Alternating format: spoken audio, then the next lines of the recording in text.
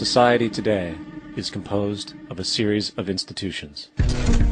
From political institutions, legal institutions, religious institutions, to institutions of social class, familial values, and occupational specialization. It is obvious the profound influence these traditionalized structures have in shaping our understandings and perspectives. Yet, of all the social institutions we are born into, directed by, and conditioned upon, there seems to be no system as taken for granted and misunderstood as the monetary system. Taking on nearly religious proportions, the established monetary institution exists as one of the most unquestioned forms of faith there is.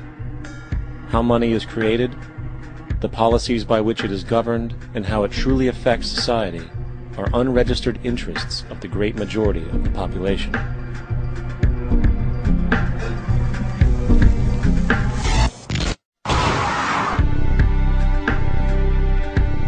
In a world where 1% of the population owns 40% of the planet's wealth, in a world where 34,000 children die every single day from poverty and preventable diseases, and where 50% of the world's population lives on less than $2 a day, one thing is clear: something is very wrong.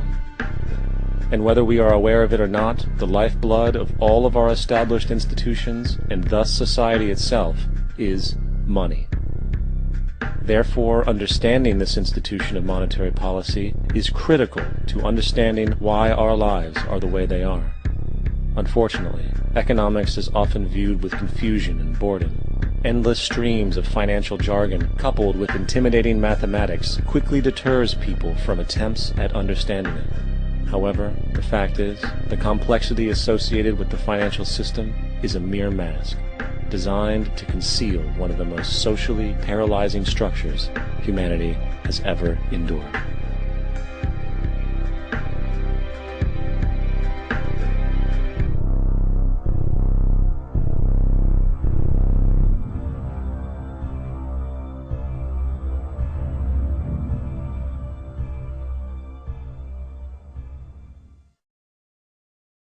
A number of years ago, the Central Bank of the United States, the Federal Reserve, produced a document entitled Modern Money Mechanics.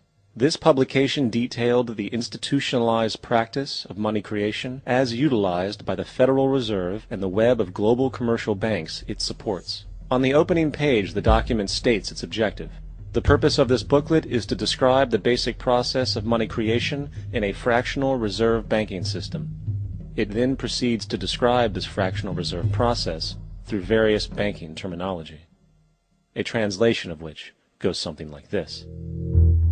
The United States government decides it needs some money, so it calls up the Federal Reserve and requests, say, $10 billion. The Fed replies, saying, sure, we'll buy $10 billion in government bonds from you. So the government takes some pieces of paper, paints some official-looking designs on them, and calls them treasury bonds. Then it puts a value on these bonds to the sum of $10 billion and sends them over to the Fed. In turn, the people at the Fed draw up a bunch of impressive pieces of paper themselves, only this time calling them Federal Reserve notes, also designating a value of $10 billion to the Fed. The Fed then takes these notes and trades them for the bonds. Once this exchange is complete, the government then takes the $10 billion in Federal Reserve notes and deposits it into a bank account. And upon this deposit, the paper notes officially become legal tender money, adding $10 billion to the U.S. money supply. And there it is. $10 billion in new money has been created. Of course, this example is a generalization, for, in reality, this transaction would occur electronically, with no paper used at all. In fact, only 3% of the U.S. money supply exists in physical currency. The other 97% essentially exists in computers alone. Now, government bonds are, by design, instruments of debt, and when the Fed purchases these bonds, with money it essentially created out of thin air, the government is actually promising to pay back that money to the Fed. In other words, the money was created out of debt. This mind-numbing paradox of how money or value can be created out of debt or a liability will become more clear as we further this exercise. So, the exchange has been made and now $10 billion sits in a commercial bank account. Here's where it gets really interesting. For as based on the fractional reserve practice, that $10 billion deposit instantly becomes part of the bank's reserves, just as all deposits do. And regarding reserve requirements, as stated in modern money mechanics, a bank must maintain legally required reserves equal to a prescribed percentage of its deposits. It then quantifies this by stating, under current regulations, the reserve requirement against most transaction accounts is 10%. This means that with a $10 billion deposit, 10% or $1 billion is held as the required reserve, while the other $9 billion is considered an excessive reserve and can be used as the basis for new loans. Now, it is logical to assume that this $9 billion is literally coming out of the existing $10 billion deposit. However, this is actually not the case. What really happens is that the $9 billion is simply created out of thin air on top of the existing $10 billion deposit. This is how the money supply is expanded. As stated in modern money mechanics, of course they, the banks, do not really pay out loans from the money they receive as deposits. If they did this, no additional money would be created. What they do when they make loans is to accept promissory notes, loan contracts, in exchange for credits, money, to the borrower's transaction accounts. In other words, the $9 billion can be created out of nothing simply because there is a demand for such a loan and that there is a $10 billion deposit to satisfy the reserve requirements. Now, let's assume that somebody walks into this bank and borrows the newly available $9 billion. They will then most likely take that money and deposit it into their own bank account. The process then repeats, for that deposit becomes part of the bank's reserves. 10% is isolated, and in turn 90% of the $9 billion, or $8.1 billion, is now available as newly created money for more loans. And, of course, that 8.1 can be loaned out and redeposited, creating an additional 7.2 billion, to 6.5 billion, to 5.9 billion, etc. This deposit money creation loan cycle can technically go on to infinity. The average mathematical result is that about $90 billion can be created on top of the original $10 billion. In other words, for every deposit that ever occurs in the banking system, about 9 times that amount can be created out of thin air. Money jitters. Ask the obliging Bank of America for a jar of soothing instant money, M-O-N-E-Y, in the form of a convenient personal loan. So, now that we understand how money is created by this fractional reserve banking system, a logical yet elusive question might come to mind. What is actually giving this newly created money value? The answer? The money that already exists. The new money essentially steals value from the existing money supply. For the total pool of money is being increased irrespective to demand for goods and services. And as supply and demand finds equilibrium, prices rise, diminishing the purchasing power of each individual dollar. This is generally referred to as inflation, and inflation is essentially a hidden tax on the public. What is the advice that you generally get? And that is inflate the currency. They don't say debase the currency. They don't say devalue the currency. They don't say cheat the people who are saved. They say lower the interest rates. The real deception is when we distort the value of money. When we create money out of thin air, we have no savings, and yet there's so-called capital. So my question boils down to this. How in the world can we expect to solve the problems of inflation, that is, the increase in the supply of money, with more inflation? Of course, it can't. The fractional reserve system of monetary expansion is inherently inflationary. For the act of expanding the money supply, without there being a proportional expansion of goods and services in the economy, will always debase a currency. In fact, a quick glance at the historical values of the US dollar versus the money supply reflects this point definitively, for the inverse relationship is obvious. $1 in 1913 required $21.60 in 2007 to match value. That is a 96% devaluation since the Federal Reserve came into existence. Now, if this reality of inherent and perpetual inflation seems absurd and economically self-defeating, hold that thought, for absurdity is an understatement in regard to how our financial system really operates. For in our financial system, money is debt, and debt is money. Here is a chart of the U.S. money supply from 1950 to 2006. Here is a chart of the U.S. national debt for the same period. How interesting it is that the trends are virtually the same. For the more money there is, the more debt there is. The more debt there is, the more money there is. To put it a different way, every single dollar in your wallet is owed to somebody by somebody. For remember, the only way the money can come into existence is from loans. Therefore, if everyone in the country were able to pay off all debts, including the government, there would not be $1 in circulation.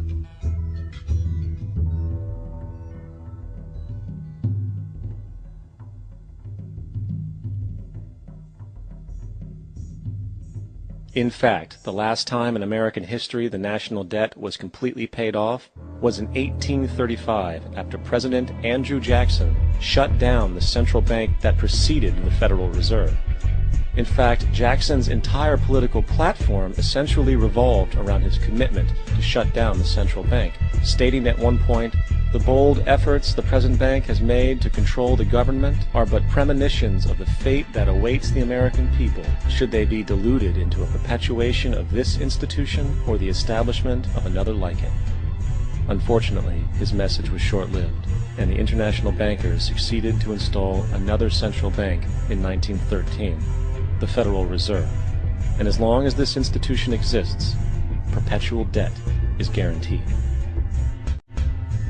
Now, so far we have discussed the reality that money is created out of debt, through loans. These loans are based on a bank's reserves, and reserves are derived from deposits. And through this fractional reserve system, any one deposit can create 9 times its original value, in turn debasing the existing money supply, raising prices in society.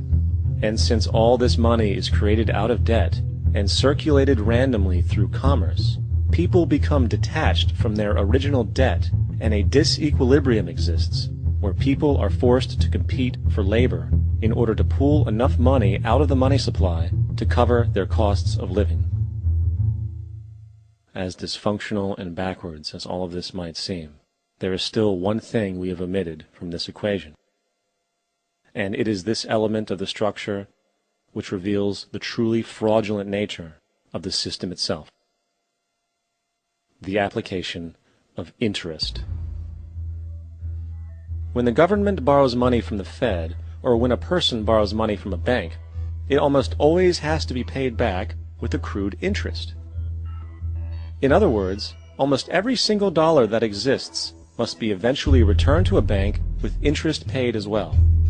But if all money is borrowed from the central bank and is expanded by commercial banks through loans, only what would be referred to as the principal is being created in the money supply.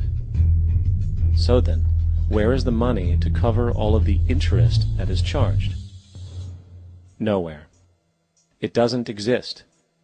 The ramifications of this are staggering, for the amount of money owed back to the banks will always exceed the amount of money that is available in circulation. This is why inflation is a constant in the economy, for new money is always needed to help cover the perpetual deficit built into the system, caused by the need to pay the interest.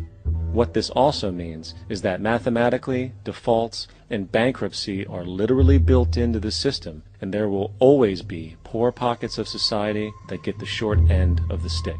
An analogy would be a game of musical chairs, for once the music stops, somebody is left out to dry. And that's the point. It invariably transfers true wealth from the individual to the banks. For if you are unable to pay for your mortgage, they will take your property. This is particularly enraging when you realize that not only is such a default inevitable due to the fractional reserve practice, but also because of the fact that the money that the bank loaned to you didn't even legally exist in the first place. In 1969, there was a Minnesota court case involving a man named Jerome Daley, who was challenging the foreclosure of his home by the bank which provided the loan to purchase it. His argument was that the mortgage contract required both parties, being he and the bank, each put up a legitimate form of property for the exchange. In legal language, this is called consideration. Mr. Daley explained that the money was, in fact, not the property of the bank, for it was created out of nothing as soon as the loan agreement was signed. Remember what modern money mechanics stated about loans? What they do when they make loans is to accept promissory notes in exchange for credits. Reserves are unchanged by the loan transactions, but deposit credits constitute new additions to the total deposits of the banking system. In other words, the money doesn't come out of their existing assets. The bank is simply inventing it, putting up nothing of its own, except for a theoretical liability on paper. As the court case progressed, the bank's president, Mr. Morgan, took the stand, and in the judge's personal memorandum, he recalled that the plaintiff, bank's president, admitted that, in combination with the Federal Reserve Bank, did create the money and credit upon its books by bookkeeping entry. The money and credit first came into existence when they created it. Mr. Morgan admitted that no United States law or statute existed which gave him the right to do this. A lawful consideration must exist and be tendered to support the note. The jury found that there was no lawful consideration, and I agree. He also poetically added, "Only God can create something of value out of nothing." And upon this revelation, the court rejected the bank's claim for foreclosure, and Daley kept his home. The implications of this court decision are immense. For every time you borrow money from a bank, whether it is a mortgage loan or a credit card charge, the money given to you is not only counterfeit, it is an illegitimate form of consideration, and hence voids the contract to repay, for the bank never had the money as property to begin with. Unfortunately, such legal realizations are suppressed and ignored, and the game of perpetual wealth transfer and perpetual debt continues. And this brings us to the ultimate question: why?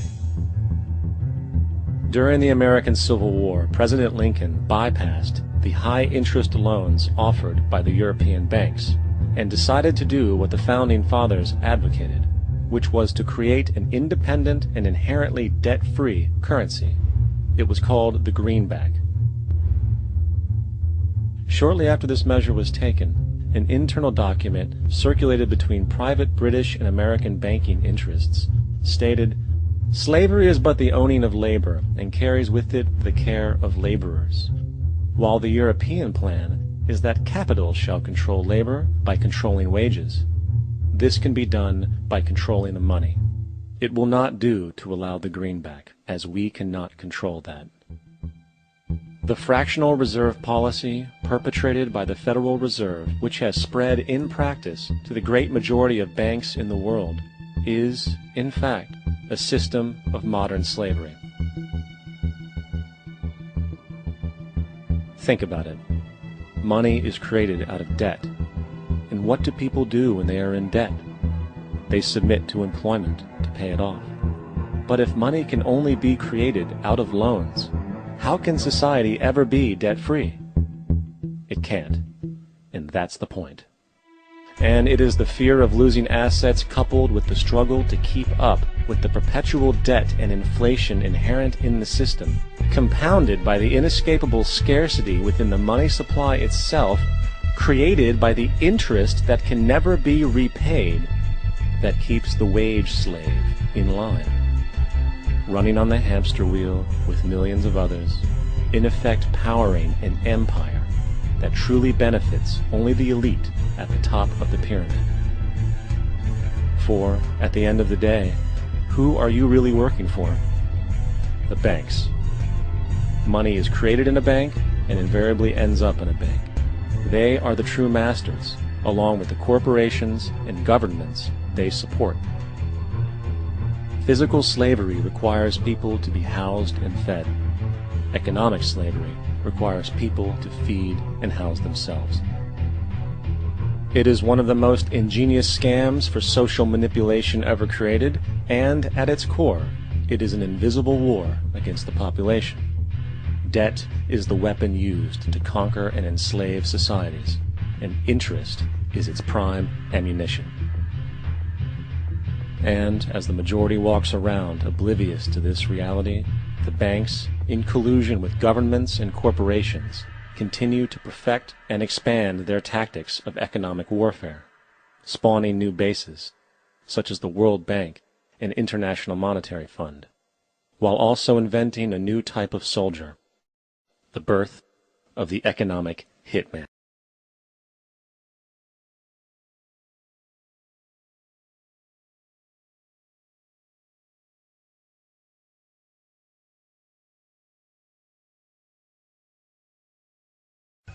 One day, Europe was attacked from inside, and a Europe which had become Christian suddenly lost its Christianity. While Europe was Christian for those centuries, Christian Europe fought a ferocious battle against riba. Yeah, Christian Europe against riba. In fact, one of the best books on riba ever written was written by a British sheikh. What was his name? Shakespeare, correct.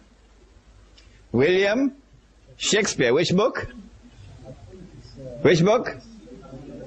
Merchant of Venice. Merchant of Venice. I will not have the time in this lecture, otherwise you have to give me 3 hours, to explain to you the brilliance of William Shakespeare in Merchant of Venice. But you'll get it, that analysis is there in my big book on riba.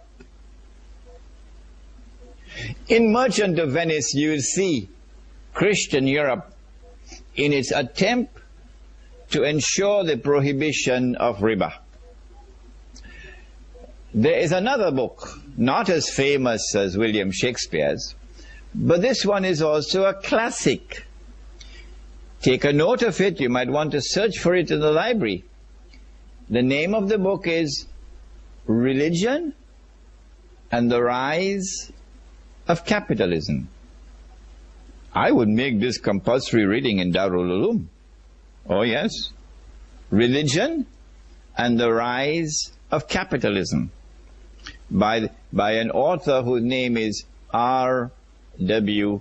Tawney, T-A-W-N-E-Y. And in this book, Tawney records the Christian struggle against riba in Europe. But when the French Revolution occurred, the back of the Christian church was broken in Western Europe. And when was it broken in Eastern Europe? Which revolution? Bolshevik Revolution. How come we're only getting the answers from this corner? The Bolshevik Revolution broke the back of the Christian church in Eastern Europe, in Russia. When once the back of the Christian church was broken in Europe, the Jews were delighted. The Jews were delighted. Because the Christians had been waging a terrific war against the Jews for centuries in Europe. We will not allow you to lend money on interest. And the Jews always wanted to lend money on interest. Why? Because they had changed the Torah. I think I explained this to you. They rewrote the Torah. The Torah that had come down from Allah had prohibited riba. But they changed it, and the Torah now says, in as many words, that it is haram for a Jew to lend money on interest to another Jew.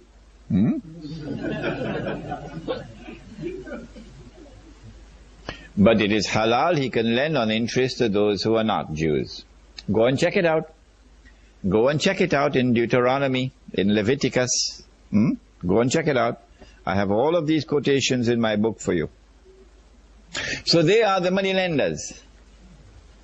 They changed the word of Allah. Allah subhanahu wa ta'ala responded to this in the Quran and points out that they had in effect changed the Torah. Where did he do that? Suratun? Which surah? Suratun Nisa. The language, as I said, was very powerful language. فَبِظُلْمٍ مِّنَ الَّذِينَ هَادُوا حَرَّمْنَا عَلَيْهِمْ طَيِّبَاتٍ أُحِلَّتْ لَهُمْ. In that ayah, he says, وَأَخْذِهِمُ الرِّبَا وَقَدْ نُهُوا عَنْهُ. They were taking riba despite the fact that they had been prohibited from doing so. So this is how we know that they changed the Torah. Now, with the French Revolution, an economy based on riba emerges in Europe for the first time. And then with the Bolshevik Revolution in Eastern Europe, the possibility for Eastern Europe to be embraced by riba is also now open. But the banks in Europe, they don't just lend money on interest. The European economy not only produces this curious creature called a bank, the bank does something more than lending money on interest. What the bank does, and this began in France with an Englishman, what the bank does is to start issuing paper as money. Paper as money. And then when government saw that the banks were getting rich issuing paper as money, then the governments took over the paper. Then Europe sent her armies, and European armies shamelessly, at the point of a sword. Those who say Islam was spread at the point of the sword, they're the ones who went with the point of the sword and conquered the rest of the non-European world. And so a white world order emerges at the point of the sword, in which Europe now rules the world. When Europe took over the rest of the world, one of the most important things that Europe wanted to do was to dismantle the system of real money and replace it with paper money. And they achieved it because the scholars of Islam were eating halwa. Europe would not decolonize and hand over Egypt to Muhammad Naguib and Jamal Abdel Nasser for the drums to be beaten, we are independent, and would not hand over Indonesia to a fellow named Ahmad Sukarno so the Indonesians can jump for joy, we are independent now. And they would not hand over Malaysia to a fellow named Tunku Abdul Rahman, and they would not hand over Pakistan to another fellow named Muhammad Ali Jinnah, etc., etc., etc., etc. And all the natives start dancing, drum beating. We have something called independence. While Europe is laughing its head behind the wall. Look at them. Blind like bats.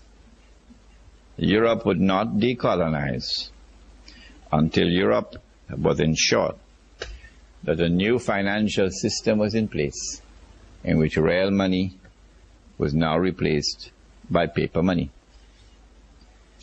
At the beginning, when paper money was introduced, it was redeemable for gold. What does redeemable mean? Yes, exchange. In the United States of America, until the 1920s, you could take $20 US in notes, paper, and go to any bank, and you can ask for 1 ounce of gold, and you'll get it.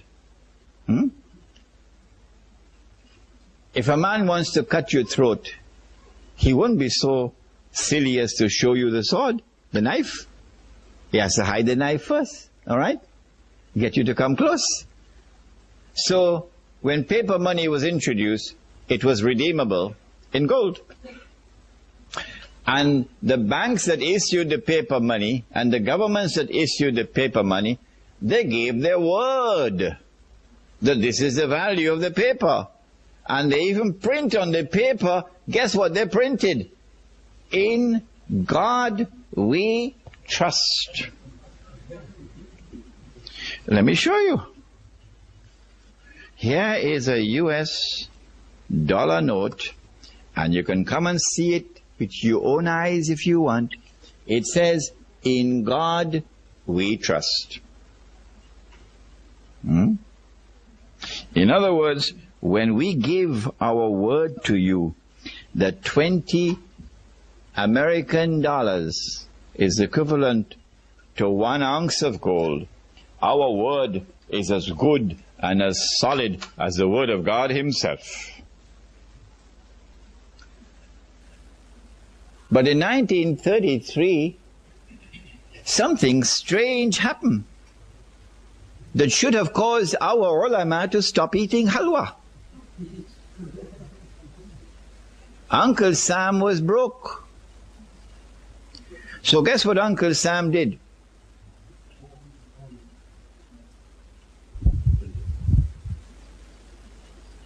Uncle Sam was broke. So guess what Uncle Sam did? In April 1933, Uncle Sam enacted legislation prohibiting all Americans from keeping gold. You have to return any gold that you have, not jewelry. Jewelry you can keep. Any gold that you have as coins or as bullion to Uncle Sam, and he will give you paper.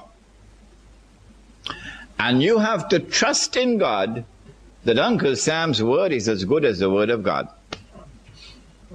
So all of America gave their gold to Uncle Sam, meaning the US government.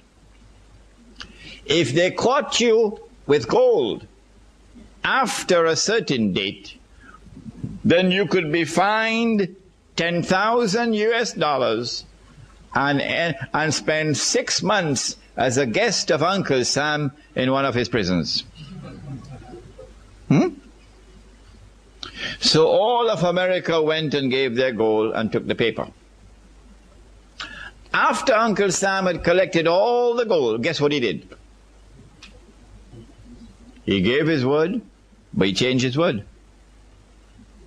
This is called values.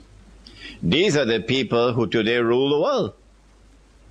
They gave their word, and they broke their word.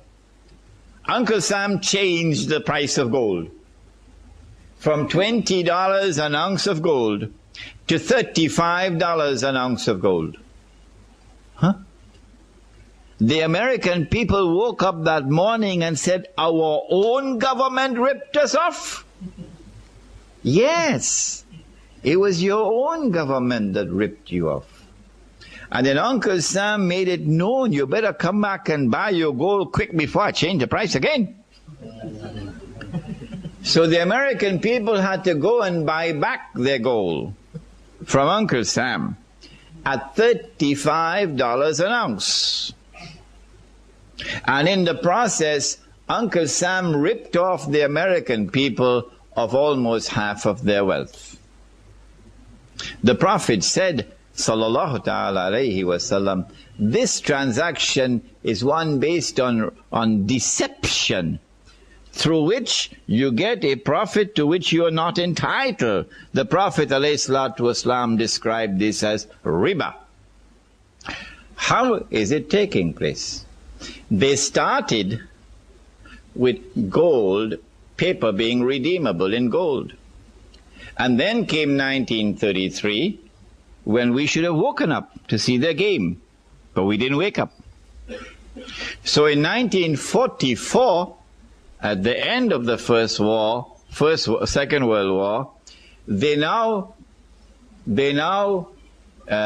consolidated the system in the creation of an international monetary system now. Consolidated. The new international monetary system emerges out of the Bretton Woods Agreement in upstate New York. Is it taught in the Darul Uloom? No, it's not. At Bretton Woods, what did they do? They said, no longer will paper be redeemable in gold.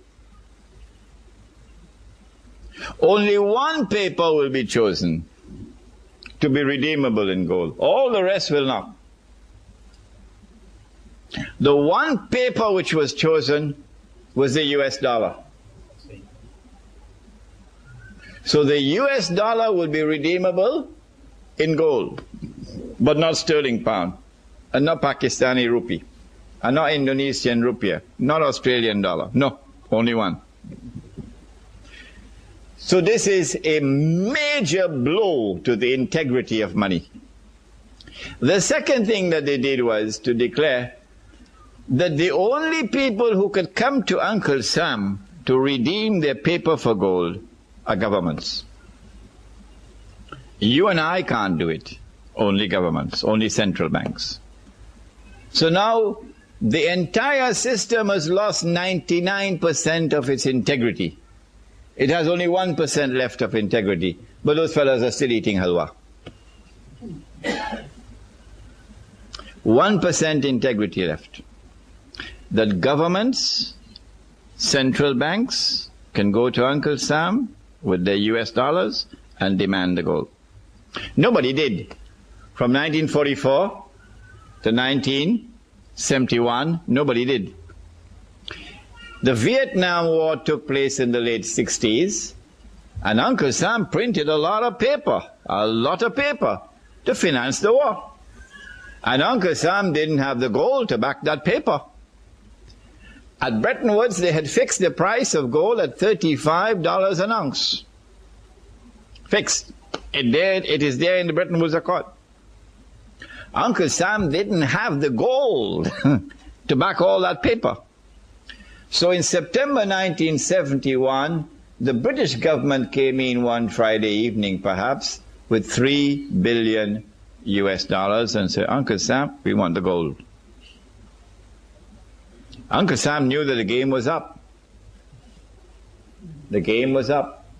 Because come Monday morning, guess who is going to be at the front of the line? Saudi Arabia. Or who behind Saudi Arabia? Kuwait. Huh? And a whole long line of people, of government, central banks, we want the gold. So Richard Nixon retired to Camp David, and then on Sunday he had addressed the American people, and he said, we gave our word, but we don't have to keep our word. We gave our word, but we don't have to keep our word. We will no longer honor our obligation under Bretton Woods to redeem paper for gold from central banks. And so since September 1971, this may be news for some of you who've been eating halwa. Since September 1971, there is no legal link between paper and gold. It's gone. So to argue that we can continue to do this, continue to debase the currency, which is really the policy that we're following, is purposely debasing, devaluing a currency, which to me seems so destructive. It destroys the incentives to save. It destroys, and if you don't save, you don't have capital. Then it just puts more pressure on the Federal Reserve to create capital out of thin air in order to stimulate the economy. And usually that just goes into malinvestment, misdirected investment into the housing bubbles or the NASDAQ bubble. And then the effort is, once the market demands the correction, what tool do you have left? Let's keep pumping, pump, pump, pump. And it just is an endless task. And history is against you. I mean, history is on the side of hard money. If you look at stable prices, you have to look to the only historic sound money that's lasted more than a few years. Fiat money always in. Gold is the only thing where you can get stable prices.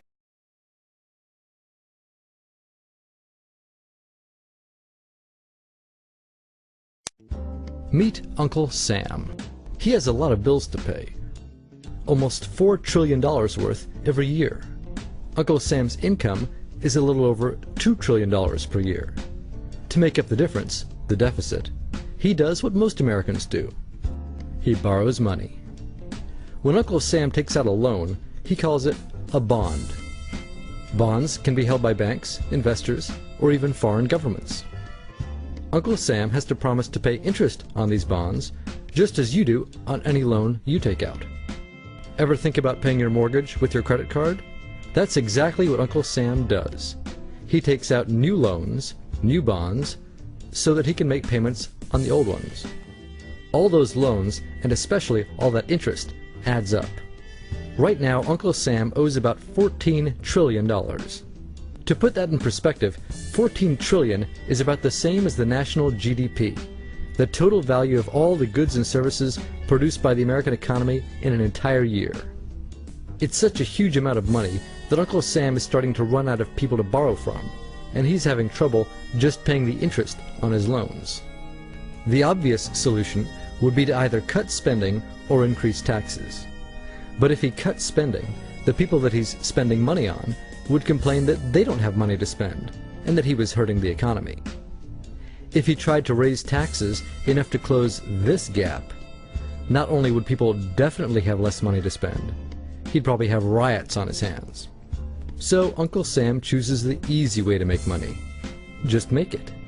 He calls up the Federal Reserve, which is our central bank, and, like magic, dollars are created and deposited in banks all around America.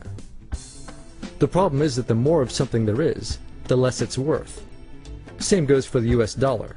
The more dollars there are, the less each one will buy.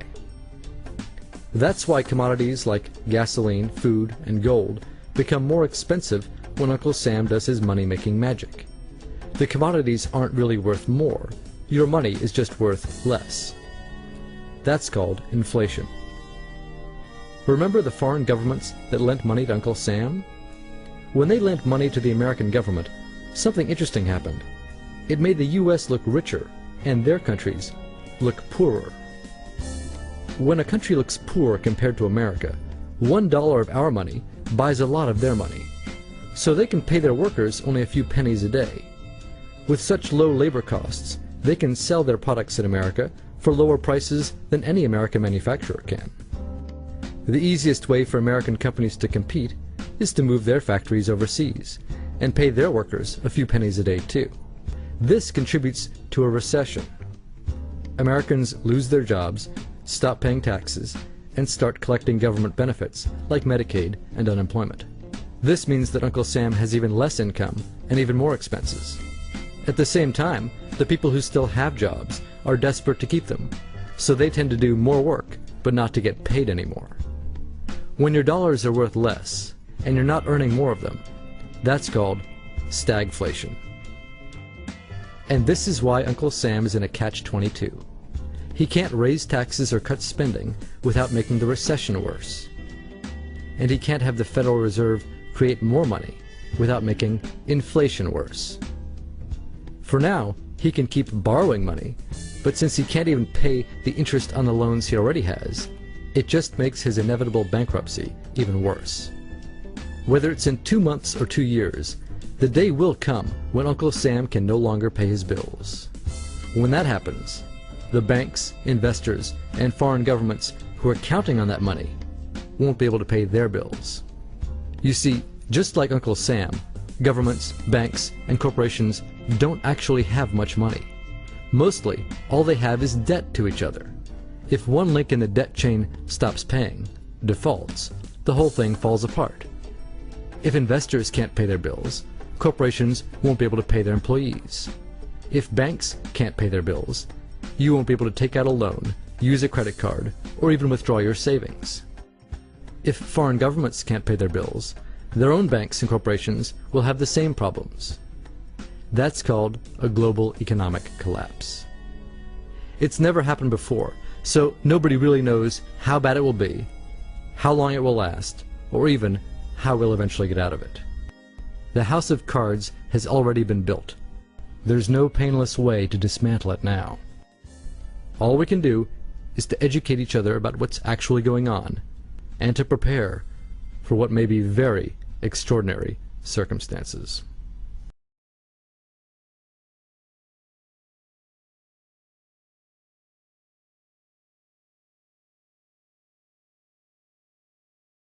Stephen, I would like you to, if you can, explain this pie chart to America on our spending here, our money problems. Can you explain this?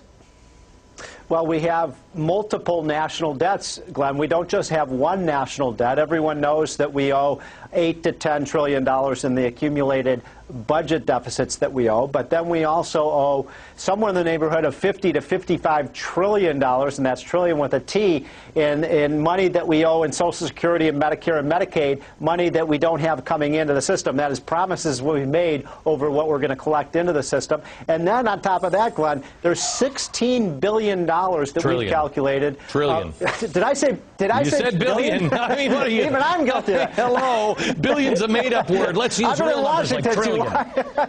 16 trillion, and those are guarantees that we've made on everything from student loans to pensions to virtually every mortgage in America today is guaranteed payment by the federal government. All right, now let me show you the total of what these things cost. The total is $78.8 trillion. Right. The reason why this pie chart has been made into a globe for you is to have you really understand this next number. Here it is. The world GDP is $78.4 trillion. It takes the entire world a year to pay off our debt. That's staggering.